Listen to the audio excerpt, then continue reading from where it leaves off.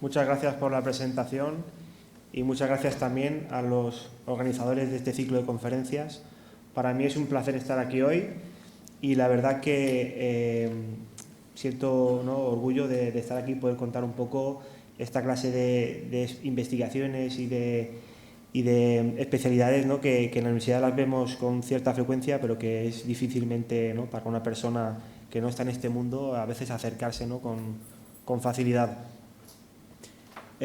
Cuando me sugirieron la posibilidad de escribir un trabajo sobre la basílica, centrado en aspectos técnicos y constructivos, pues empecé a indagar un poco en la basílica y me di cuenta de que muchos autores, investigadores, estudiosos, indicaban que la obra de cantería de la basílica es un aspecto muy notable, muy interesante. Sin embargo, nadie se metía a fondo a ver estas cuestiones, ¿no?, cómo se materializaban en la basílica. Y este trabajo es un poco, nace un poco de esa intención, ¿no?, de profundizar en los aspectos de la construcción en cantería. El título, de primeras, puede resultar un poco extraño, ¿no? Estereotomía de la piedra. ¿Eso qué es? Bueno, yo creo que en esta presentación, a lo largo de esta presentación, iré explicando estos conceptos y veremos que al final esta palabra, estereotomía, en realidad no es sino una especie de nombre moderno que hemos dado a un arte que es muy antiguo, como es el de la montea y corte de piedra. Todos ustedes ya conocen la Basílica Arciprestral de la Purísima Concepción o Iglesia Nueva de Yecla. Es un templo de estilo neoclásico y dimensiones catedralicias. Su planta es de cruz latina y está compuesta por una cabecera con girola, un transepto con crucero cubierto por cúpula semisférica peraltada y 3 naves de 3 tramos, cada una con capillas laterales entre contrafuertes. Aquí les proyecto una imagen de la cúpula y el transepto visto desde abajo. El interior es de gusto clasicista y con influencias escurialenses, mientras que el exterior destaca por la rotundidad de sus volúmenes y el revestimiento de la cúpula, hecho con tejas vidriadas de color blanco y azul que forman una decoración helicoidal. Sabemos que entre los años 1769 y 1804 la basílica comenzó a edificarse conforme a los planos proyectados por el maestro cantero José López. Durante este periodo se ejecutó la cimentación y se levantaron los muros y los pilares hasta aproximadamente el arranque de las bóvedas de las naves laterales. En 1804 las obras de construcción se paralizaron por diversos problemas sociales, políticos y económicos, pero posteriormente, en 1846, se volvieron a reanudar. En 1857 se cerraron las bóvedas de las naves laterales. En 1859 se nombró arquitecto de las obras a Jerónimo Ros, quien realizó varias modificaciones sobre los planos de José López. Pero en 1862 cesó del cargo y fue sustituido por el también arquitecto José Zacarías Camaña. Durante los años siguientes se ejecutaron las bóvedas de la nave central y del transepto, se levantó el tambor, se cerró la cúpula y se culminó el campanario. Finalmente, en 1868, casi un siglo después, se inauguró el templo. Como les comentaba, entre los estudiosos de la basílica existe cierto consenso en que uno de los aspectos más notables del edificio es su obra de cantería. En efecto, la basílica dispone de grandes muros, pilares y arcos ejecutados enteramente con piedra labrada, lo que denota el buen oficio de los canteros que allí trabajaron.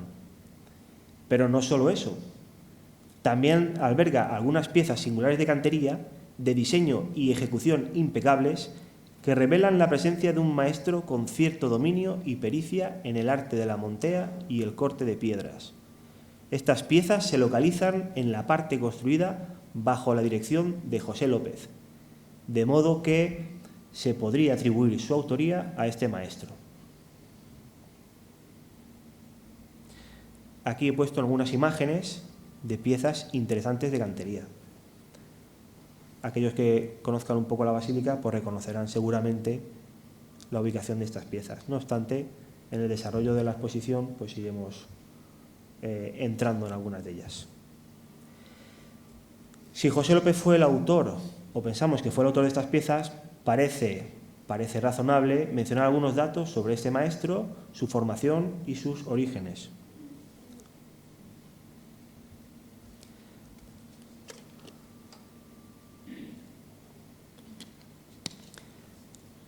José López se formó como cantero trabajando en las obras del Limafonte, fachada, de la Catedral de Murcia, bajo las órdenes del arquitecto Jaime Bort. Trabajó primero como peón y después como oficial, consiguiendo el cargo de aparejador en 1752 y el nivel profesional de maestro cantero al año siguiente. Sabemos que Jaime Bort, el maestro de López, diseñó varias piezas de cantería de gran calidad para Limafronte, y no sería, en mi opinión, nada descabellado suponer que López, su discípulo por aquel entonces, hubiera colaborado con él en los trabajos de ejecución. Algunas de estas piezas de interés son, por ejemplo, los nichos de Santa Teresa y Santo Tomás, la bóveda de horno que remata la parte superior y que tiene planta semioval, o los arcos esviados de planta trapecial de la parte posterior.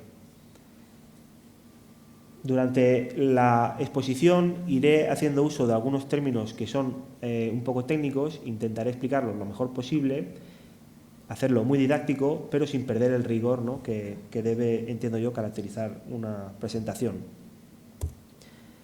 Después de trabajar en Limafronte, José López dirigió diferentes obras para el Cabildo y otras instituciones religiosas.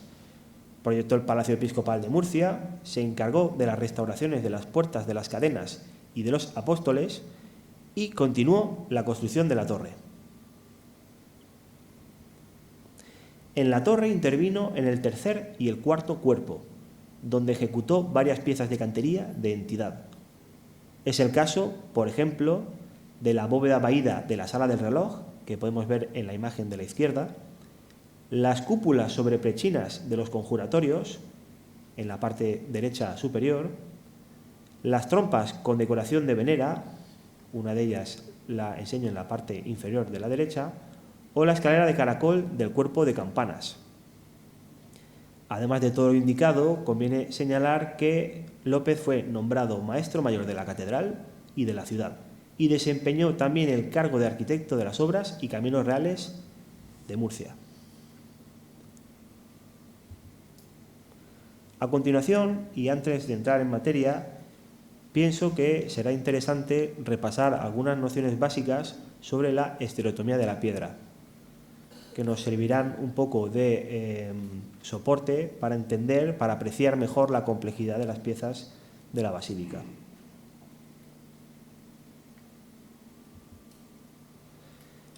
Sabemos que durante la época medieval la cantería era un oficio que se aprendía y desarrollaba a pie de obra, en los talleres y en las canteras. Vemos aquí, por ejemplo, un dibujo de unos constructores medievales trabajando, ¿no?, en la construcción de unas torres y una muralla.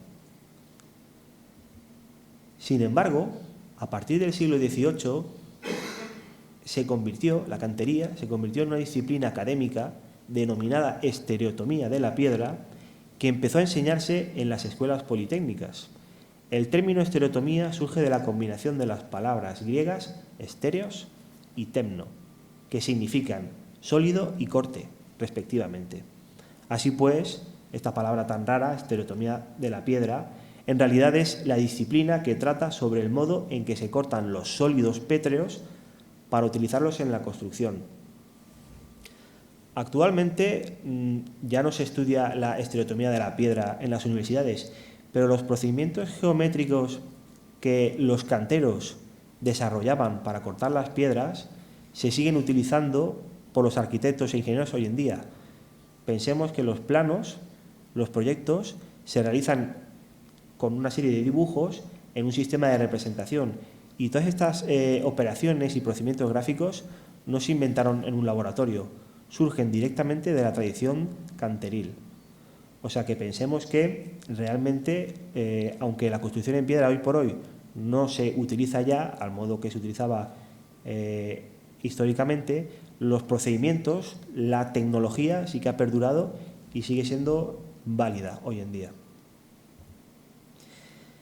En las fábricas, y hago un pequeño paréntesis, por fábrica en arquitectura entendemos una construcción de ladrillo, de piedra, de mampuesto. En las fábricas de albañilería se usan piezas como el ladrillo, el mampuesto o el sillarejo que tienen un tamaño reducido respecto de las dimensiones de la construcción. El tamaño reducido de ese ladrillo o de ese mampuesto facilita la adaptación de las piezas a la forma global de la construcción y por esta razón no es necesario controlar la forma que tienen estas piezas habitualmente. Un caso que me llamó mucho la atención es este arco y este pilar de ladrillo embebidos en un muro de la fachada de la basílica. Si nos fijamos, sobre todo en el encuentro entre el arco y el pilar, podemos ver que ese encuentro y esa formalización de esta construcción no requiere de un control del ladrillo. El ladrillo es pequeño, se va colocando y se va adaptando a la forma como interesa y al final hacemos nuestra construcción sin controlar la forma de cada pieza. Esto que caracteriza a las fábricas de albañilería no sucede en la obra de cantería. Por el contrario, como indicaba, en las fábricas de piedra de cantería es necesario definir con antelación al inicio de la obra el despiece o división en sillares y dovelas, y esto es imprescindible porque cada sillar y dovela tendrá una u otra geometría dependiendo de la posición que ocupe. Otro caso que podemos ver en la basílica es esta hornacina en una de las portadas laterales. Si nos fijamos, y no es difícil observar, cada una de las piezas, cada una de las dovelas de esta hornacina, de ese hueco cilíndrico, tiene una forma, y tiene una forma que es la suya, no es la de otra dovela. Y si la cambiamos de posición ya no entra dentro de ese juego de cortes. Esto significa que antes de construir este elemento, como un muro o como un arco, tenemos que definir el despiece, la forma y dimensión de cada una de esas piedras. Y esta cuestión ocurre solo en la cantería, no ocurre, como comentaba, en otros tipos de estructuras. Los sillares y las dovelas en cantería tienen que diseñarse atendiendo a una serie de requisitos. En primer lugar, deben tener una forma tal que se puedan labrar sin emplear más trabajo o material del necesario. Claro, si empleo más trabajo o material, estoy perdiendo el tiempo o dinero y eso no interesa. A continuación, en segundo lugar, deben tener un tamaño grande para que el trabajo de labra no sea desproporcionado, aunque tampoco pueden ser excesivamente grandes, dado que se tienen que poder transportar y elevar con los medios disponibles en la obra. Efectivamente. Y, en tercer lugar, deben disponerse de manera que sus juntas de contacto queden en una posición mecánicamente adecuada, esto es, con una orientación más o menos ortogonal respecto de la línea de empujes. Este tema, que puede parecer un poco técnico, cuando se explica de una forma sencilla, se entiende muy bien. Si las juntas de contacto entre las piezas no son ortogonales al empuje, sino que son oblicuas o incluso paralelas al empuje, se produce el deslizamiento. Y claro, si se produce el deslizamiento de una estructura de cantería, falla.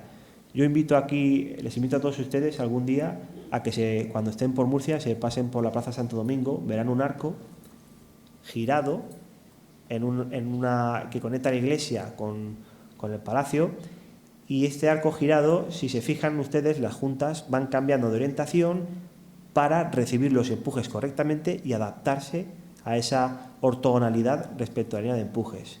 Es un tema mecánico fundamental, clave, ¿no?, en estas estructuras. En consecuencia, el despiece es un problema fundamental en la estereotomía de la piedra, y así lo acreditan los numerosos manuscritos y tratados de arquitectura e ingeniería civil que a lo largo de la historia han venido aportando diferentes soluciones al respecto. No he traído aquí una muestra ni un pequeño repertorio de imágenes porque sería inabarcable, pero existen centenares de tratados de arquitectura que dedican páginas y páginas, cientos de páginas, a proponer diferentes trazados con cortes para construir diferentes arcos. Realmente, desde el siglo XVI hasta el XIX, fue una disciplina profundamente estudiada. Entendido el problema del despiece y cómo se tienen que cortar las dovelas y los sillares, entro un poco a explicar cómo es el proceso general de la construcción con piedra de cantería. Habitualmente podemos entender que este proceso se realiza en 3 fases sucesivas: la traza, la labra y la obra. En la primera fase, que es la traza, el maestro cantero realiza un trazado o montea de la fábrica. ¿Qué es esto de una montea? Un dibujo técnico a escala natural, es decir, a la escala real, no en pequeño, donde se representa la forma que tiene esa estructura y el despiece o división en dovelas. Podemos ver ahí un ejemplo, ¿no?, de una traza en la que además aparecen las herramientas puestas encima que se obtienen directamente de ese dibujo. A continuación, en la segunda fase, que es la labra, los operarios, los canteros, los aprendices, tallan las piedras conforme al trazado para obtener los sillares y dovelas necesarios. En este proceso de labra se van empleando las herramientas que se han obtenido en el trazado. O sea que son como unos planos, el trazado son como unos planos a tamaño natural. Recuerdo que hace unos años, en 2010, cuando empecé a trabajar en la Politécnica de Cartagena, apareció detrás de la cajonería de la sacristía de la catedral la montea, es decir, el plano de la bóveda de la sacristía completamente rayado, inciso en la pared. Estos temas son realmente interesantes, y más aún porque, como eran dibujos auxiliares, tenían una fecha de caducidad, se utilizaban para construcción y luego desaparecían. Con lo cual, cuando hoy en día aparece una montea, pues realmente es un hallazgo interesantísimo, ¿no? Y por último, en la tercera fase, una vez que hemos hecho el trazado y labrado las dovelas, se lleva a cabo la obra propiamente dicha, es decir, la construcción de la bóveda o de la fábrica mediante la elevación y el asiento de los sillares y dovelas. Aquí, pues, este pequeño ejemplo muestra la construcción de una bóveda semiesférica, una pequeña cúpula, y cómo se han labrado las dovelas. Todo esto nos lleva a la siguiente cuestión. Los sillares de muros y pilares convencionales presentan la mayoría de las veces geometrías sencillas. Por este motivo, la definición formal y su labra no suele reportar excesiva dificultad. Imaginemos, por ejemplo, un muro plano vertical. Es fácil observar que cualquier sillar estándar de ese muro tendrá forma de ortoedro, es decir, de un prisma de base y planta rectangular, y entonces su traza y labra es una tarea relativamente sencilla. No ocurre lo mismo, y aquí tengo una imagen para mostrarlo, con las bóvedas o los arcos, que en muchas ocasiones tienen dovelas que adoptan geometrías realmente complejas. Para definir estas dovelas con corrección y precisión, el maestro cantero debe primero concebir en su mente la forma tridimensional de la bóveda y el despiece que tendrá, lo cual no es nada fácil si es una bóveda o un arco que tiene superficies curvas. Hoy lo haríamos por ordenador y sería relativamente sencillo de manejar, pero en aquel entonces, cuando no existían los ordenadores, había que imaginarlo en la cabeza y dibujarlo luego en 2D sobre el suelo. Ese es el segundo paso. Una vez que he ideado la forma de la bóveda, dibujo sobre el suelo o sobre un paramento auxiliar el trazado, el dibujo, la montea a tamaño natural del arco o la bóveda, con toda la información imprescindible para que los operarios luego puedan labrar las dovelas. Por último, esta información se traslada a las plantillas y herramientas que utilizarán los canteros, los operarios, para labrar las dovelas. Yo creo que esta bóveda que aparece aquí, que está en la antesacristía de la Basílica de la Merced de Jerez de la Frontera, es una buena muestra. Fijaos cómo cada una de las dovelas de esta bóveda es completamente diferente. Imaginemos cómo sería diseñar esto en la cabeza, dibujarlo en el suelo o en la pared y luego explicarle a los operarios que corten las dovelas de esa manera. Es una tarea realmente compleja. Por eso no todo el mundo era maestro cantero, había que pasar un examen y había que demostrar que se tenía conocimientos de dibujo y de visión espacial. Se conocen al menos desde el siglo XVI 2 métodos fundamentales para labrar las dovelas, que podemos denominar de una forma reducida, sintética, como labra por robos y labra por plantas. Aquí en la imagen de la izquierda aparece un ejemplo de labra por robos para una bóveda semiesférica. Para labrar una dovela, una pieza por robos, primero se obtienen las plantillas con las proyecciones ortogonales de la dovela. Es decir, es como si dibujáramos la pieza y obtuviéramos las imágenes de esa pieza, ¿vale?, en X y Z, en 3 ejes perpendiculares. Luego estas plantillas se marcan sobre las caras de una escuadría es un bloque ortoédrico, un prisma ortoédrico, y a continuación se va cortando o robando, de ahí el nombre, se roba la piedra sobrante para extraer de esa escuadría la dovela que configurará la bóveda. Por el contrario, existe otro método, que es labrar una dovela por plantas.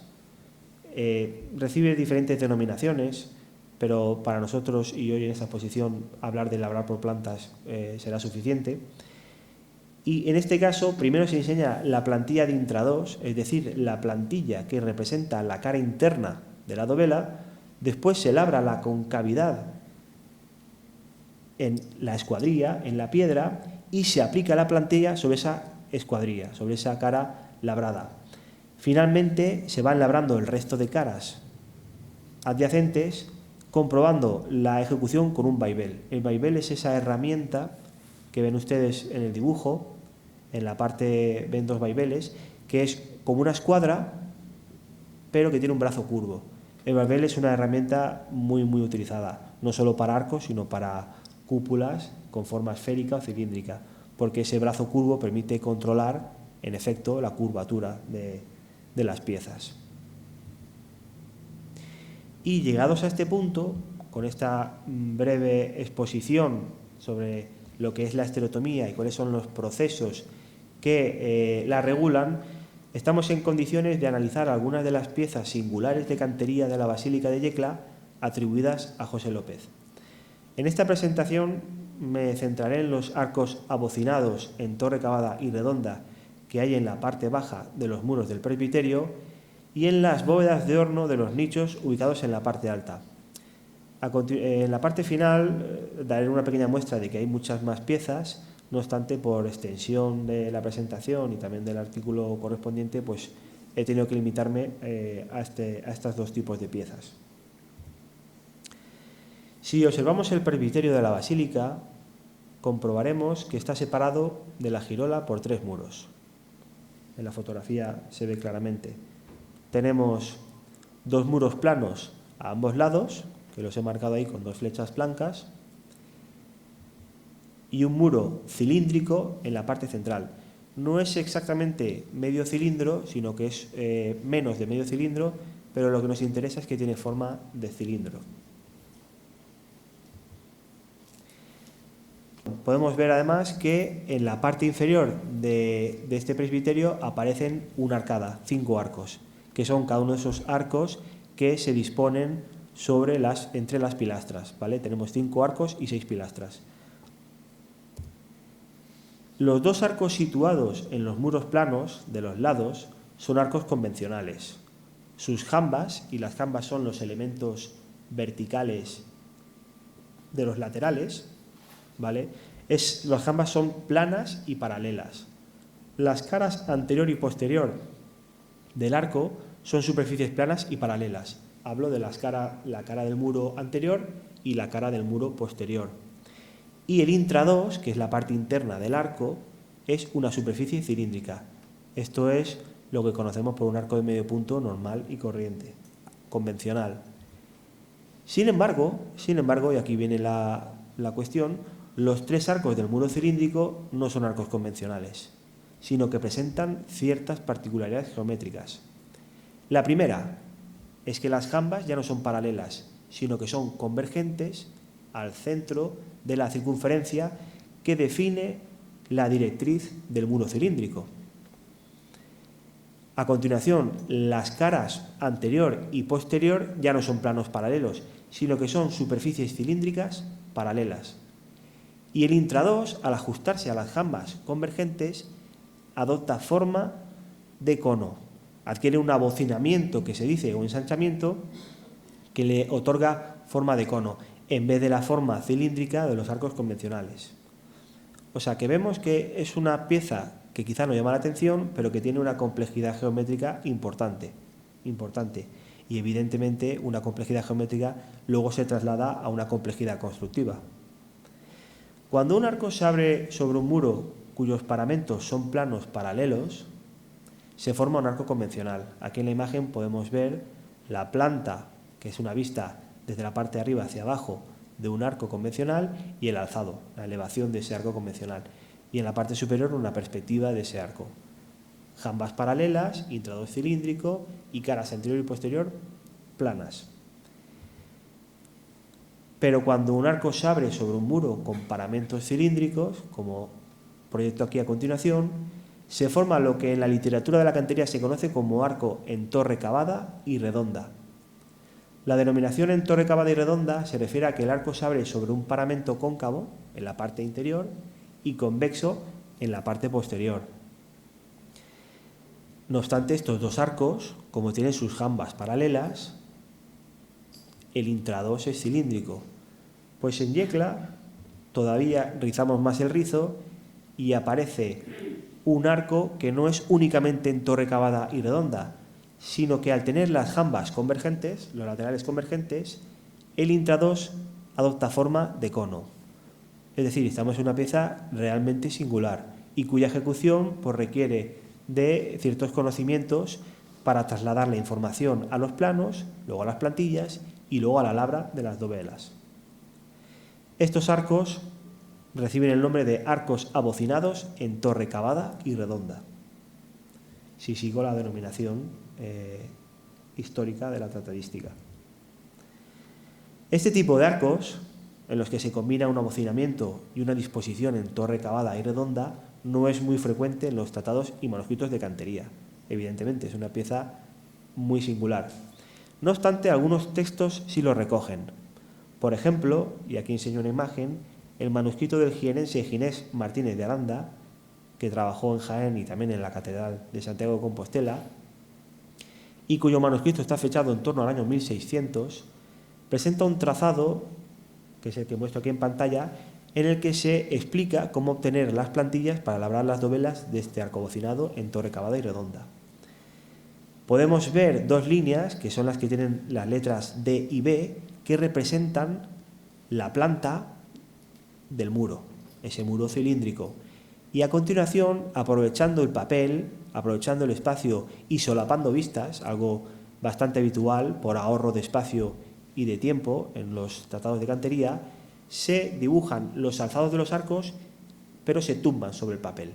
Es decir, estamos viendo solapados una vista en planta y en alzado de ese elemento. Tenemos el arco A, que sería la parte más ancha, la que se abre sobre el muro, el paramento convexo, y la parte C, que sería la que se abre sobre el paramento cóncavo. Esto es un arco en torre cavada y redonda abocinado, una pieza realmente singular, y que en Yecla tenemos 3 de esos arcos. Lo cierto es que existen similitudes entre los arcos de los nichos de Santa Teresa y Santo Tomás del Imafronte de la Catedral de Murcia, obra de Jaime Bort, como comentaba anteriormente, y los arcos del muro cilíndrico del presbiterio atribuidos a José López. Los arcos de Murcia, cuya imagen muestro en la parte izquierda, son abocinados y en torre redonda. Y son solo en torre redonda porque una cara es cilíndrica, pero la otra es plana. Por el contrario, los arcos de Yecla son abocinados y en torre cavada y redonda, porque tanto la cara exterior como el interior son cilíndricas. La única diferencia únicamente reside en el tratamiento de la cara posterior. ¿De qué nos habla todo esto? De conexiones entre maestro y discípulo y de transmisión de conocimientos. Sin duda, José López aprendió el trazado de este tipo de piezas durante su trabajo en el Imafronte, a las órdenes de Jaime Bort. Y luego, cuando tuvo ocasión de ponerlo en práctica, aquí en Yecla, un proyecto que se inició con sus planos, pues decidió ponerlo en práctica. Y proyectó estos 3 arcos, utilizando esos conocimientos, esa sabiduría que había aprendido trabajando con su maestro. Además de los arcos, comentaba que iba a hablar de otras piezas de cantería, también de gran interés, como son las bóvedas de horno de los nichos del presbiterio, que están en la parte superior, encima de los arcos que hemos comentado. No obstante, antes de empezar a hablar sobre los nichos, sí me gustaría hacer una breve reflexión sobre cómo construir, cómo labrar las piezas de una bóveda esférica. Sabemos que José López intervino en las obras del Ilmafronte de la Catedral de Murcia. Allí probablemente colaboró en la ejecución de la bóveda de horno. La bóveda de horno es una bóveda de un cuarto de esfera que remata la parte superior. También dirigió las obras del tercer y el cuarto cuerpo de la torre, donde podemos ver, como ya he señalado previamente, una bóveda vaída en la sala de reloj, que la tenemos en la parte izquierda, o 4 pequeñas cúpulas sobre pechinas en los conjuratorios. Una imagen de esta bóveda la vemos en la parte derecha. Todas estas piezas de intrados esférico nos hablan de un maestro cantero que tenía conocimientos y experiencia en el diseño y ejecución de bóvedas con intrados esférico. En la Basílica de Yecla dejó muestras interesantes de bóvedas esféricas. Yo estoy completamente seguro, aunque es una opinión, no tengo datos, de que el proyecto inicial de José López para la Basílica preveía bóvedas esféricas de piedra, concretamente la bóveda de horno que remata el presbiterio o la bóveda esférica que remata el crucero. No obstante, lo dilatado de las obras y la muerte de este maestro pues hizo que perdiera control de la dirección de la construcción y que posteriores arquitectos tomaran otras decisiones y, si no me equivoco, me parece que todas estas bóvedas, tanto de la nave principal como del crucero y del presbiterio, son de ladrillo. Ahora bien, José López, si bien no pudo llevar a cabo estas bóvedas esféricas de cantería como hubiera deseado, en mi opinión, sí que dejó algunas muestras interesantes.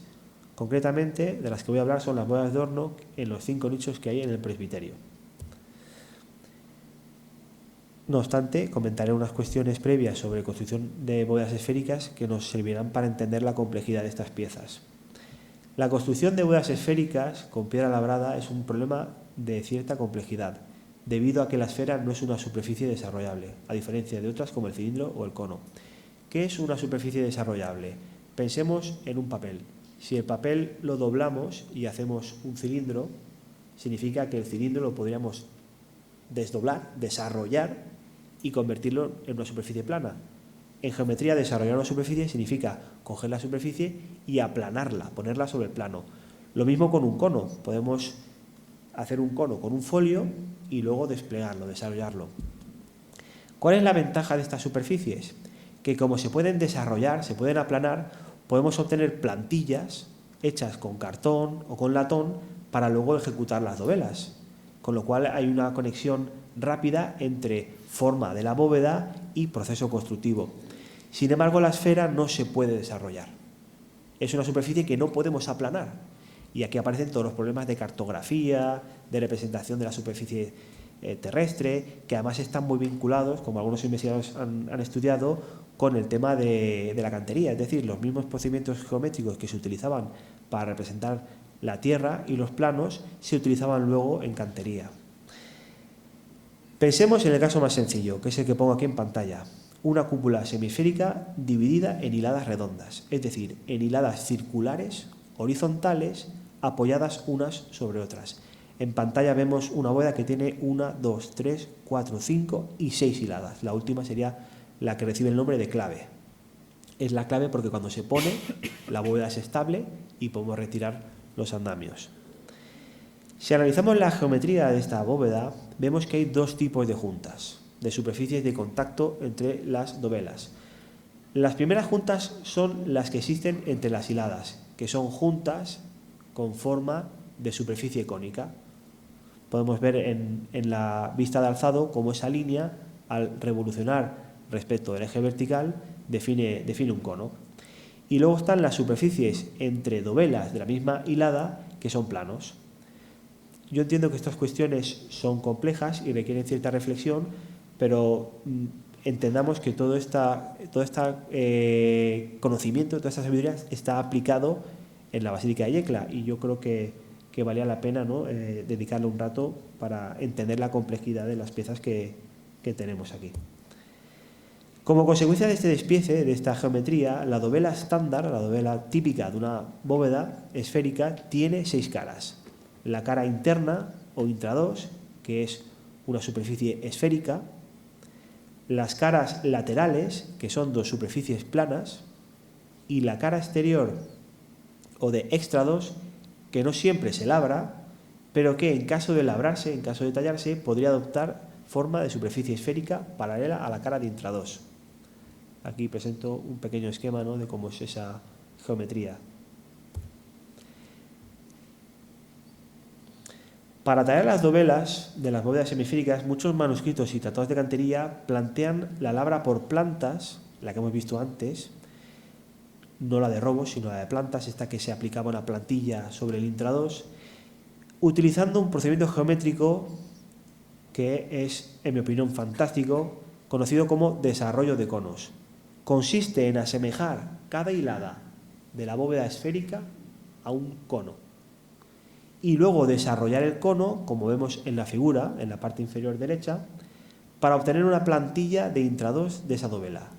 Este procedimiento geométrico es fantástico y la complejidad que conlleva y pensar que se aplicaba en el siglo XV y XVI, a mí no deja de asombrarme. Yo, si tuviera que imaginarme una manera de hacer una bóveda esférica, de lograr una plantilla plana para una superficie que no se pueda aplanar, a mí no se me ocurriría. Yo, en serio, para mí es increíble, increíble. Intento transmitir, ¿no?, un poco la magia de esta situación. Lo veo y digo, ¿cómo es posible que se pensaran esto, se les ocurriera esto y encima lo hicieran bien? A veces uno se sorprende, ¿no?, con cómo la falta de recursos agudiza el ingenio. Este procedimiento aparece recogido, el procedimiento de desarrollo de conos, aparece recogido en numerosos textos de cantería y trazados de los siglos XVI, XVII y XVIII, como los que vemos en pantalla. A la izquierda está el trazado para una bóveda de naranja, extraído del libro de trazas y cortes de piedras de Alonso de Vandelvira, otro jienense, hijo de Andrés Vandelvira, procedente de Albacete, y que está fechado en torno al año 1585. A la derecha, una montea para una bóveda de horno, trazada, incisa en el muro de granito de la fachada lateral de la iglesia de Santa Columba, en la villa de Carnota, en Santiago de Compostela. Vemos que, en efecto, el desarrollo de conos es un procedimiento que se utilizaba habitualmente en la construcción de esferas de piedra. Por lo tanto, recapitulando un poco, hemos visto que para obtener las plantillas por desarrollo de conos para una bóveda semisférica es necesario, primero, entender la geometría y a continuación aplicar el desarrollo de conos para obtener las plantillas.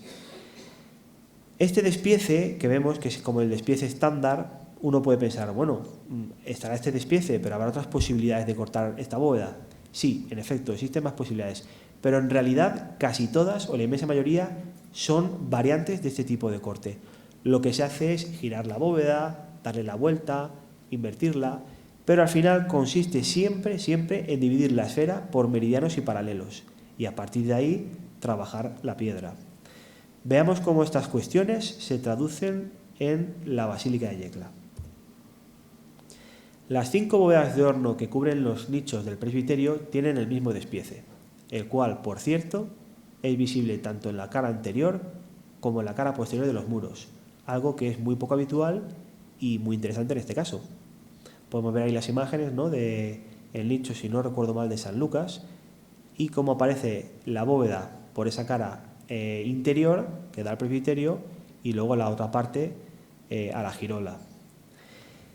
En la parte baja de la bóveda de horno se observa una dovela de alzado semicircular y sobre esta dovela apoyan otras 7 dovelas más, todas del mismo tamaño y forma, dispuestas radialmente. Si nos fijamos bien, podemos ver que en realidad se trata de media cúpula semiesférica, como la que hemos visto anteriormente, de hiladas redondas. Lo que pasa es que en vez de estar puesta de esta manera, está girada. Es decir, la primera hilada es la que está dividida en 7 dovelas y la segunda hilada sería esa pequeña dovela circular. O sea que es una bóveda como la que hemos visto anteriormente, pero que en vez de estar puesta sobre el plano horizontal, se ha girado. Con lo cual es una división, como comentaba, por meridianos y paralelos. Al igual que pasaba con los arcos, las bóvedas de horno en los muros rectos tienen una forma y las bóvedas de horno del muro cilíndrico tienen otra forma. Las de los muros rectos tienen, en efecto, su cara frontal plana, como podemos ver aquí en la imagen, que traigo un dibujo en planta, alzado y en perspectiva. Por otro lado, las tres bóvedas de los nichos del muro cilíndrico tienen su cara frontal cóncava, lo que complica todavía, si cabe más, su diseño y ejecución. Son piezas realmente complejas. En cuanto a referencias en manuscritos y tratados de cantería, hay que decir que el tratado para una bóveda de horno con cara frontal plana y el mismo tipo de especie que vemos en los nichos de Yecla lo podemos encontrar en la Trompe en Niche Droite per davant del libro de Jean-Baptiste de la Rue. Este dato es muy interesante porque algunos investigadores piensan que Jaime Bord pudo manejar una copia de este manuscrito, de este francés, con lo cual no sería de extrañar que este manuscrito luego hubiera pasado, o una copia de este manuscrito hubiera pasado a manos de José López. Y esto explicaría la aplicación de este tipo de bóvedas en el presbiterio. Una vez más, conexiones entre maestros y discípulos, circulación de conocimientos y tratados por líneas selectas, muy exclusivas, entre estudiosos y maestros de cantería, ¿no? Y luego un trazado para una bóveda de horno con testa cóncava, con la cara cóncava, como la que vemos en la parte cilíndrica, pues aparece también en el manuscrito de Alonso Vandelvira, con el nombre de Media Naranja en capilla redonda. Yo pienso que es más dudoso que José López conociera el manuscrito de Alonso Vandelvira, del cual solo se conservan dos copias, una en la Biblioteca Nacional de España y la otra en la Politécnica de Madrid.